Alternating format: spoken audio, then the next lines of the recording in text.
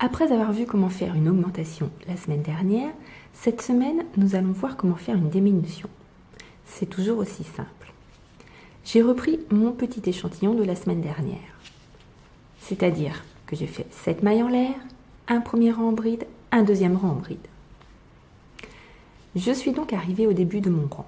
Je vais commencer par faire 3 mailles en l'air, comme pour crocheter en bride, et je vais faire une première bride.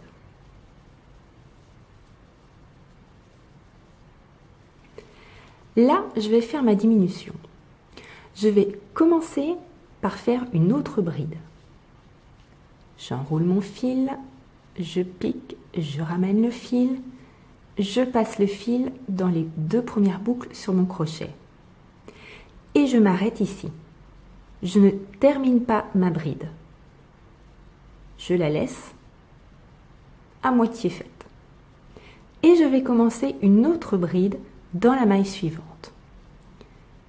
J'enroule mon fil, je pique, je ramène, j'enroule mon fil et je passe dans les 2 premières boucles. Je me retrouve donc avec 3 boucles sur mon crochet. La première habituelle, la maille qui reste toujours sur le crochet, puis la première boucle qui correspond à la première bride qui n'est pas terminée. Enfin, la deuxième boucle qui correspond à la deuxième bride qui n'est pas terminée non plus. Et là, je vais enrouler mon fil et je vais le passer directement dans les 3 boucles. Ma diminution est faite. On la voit ici, vous voyez, les 2 brides sont terminées toutes les 2 en même temps. On appelle ça aussi 2 brides coulées ensemble. Vous pouvez voir ça dans un patron.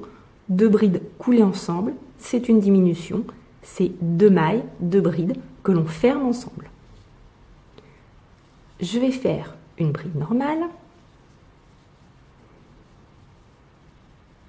Et je vais refaire une diminution. Donc je commence une première bride.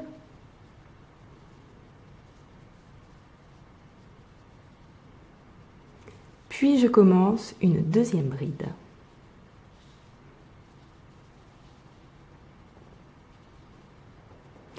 Et là, je termine mes 2 brides ensemble.